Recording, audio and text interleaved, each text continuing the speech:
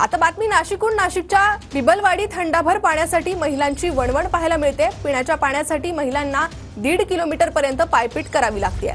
नदी विहिरींनी देखील तळ गाठलाय, तर बिबलवाडीवर पाणी टंचाईचं संकट आलेलं आहे आणि याचा आढावा घेतलाय आमच्या प्रतिनिधींनी। पाहूयात।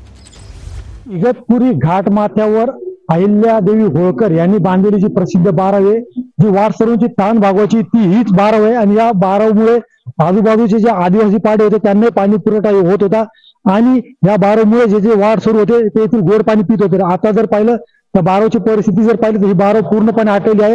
या बारवने पूर्णपणे आपण जर पाहिलं तर खाली तळ गाठलेला आहे आणि याच तळ गाठलेल्या बारवमध्ये आता थोड्याच प्रमाणात जो मृत गढूळ पाण्याचा साठा शिल्लक आहे आणि याच पाण्यावर जे आपले आदिवासी बांधव आहेत, येथे बिबलवाडी आहे, येथे जवळजवळ 450 ते 500 वस्तीचं हे आदिवासी गाव आहे। 2 वाड्या मिळून हे आदिवासी गाव आहे। या आदिवासी गावातील महिलांना 1.5 ते 2 किलोमीटर पायपीट करत जंगलातनं बसातनं आड रान पाय वाटेनं येथे यांना पाण्यासाठी भटकंती करावी लागत आहे।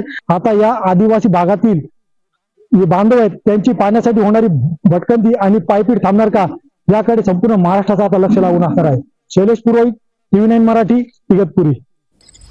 तर आपण इगतपुरीतील ही दृश्य पाहिली आहे। बिबलवाडीवर पाणी टंचाईचं संकट आलेलं आहे। विहिरींनीही तळ गाठलाय, त्यामुळे नागरिकांना पाण्यासाठी वणवण करावी लागते।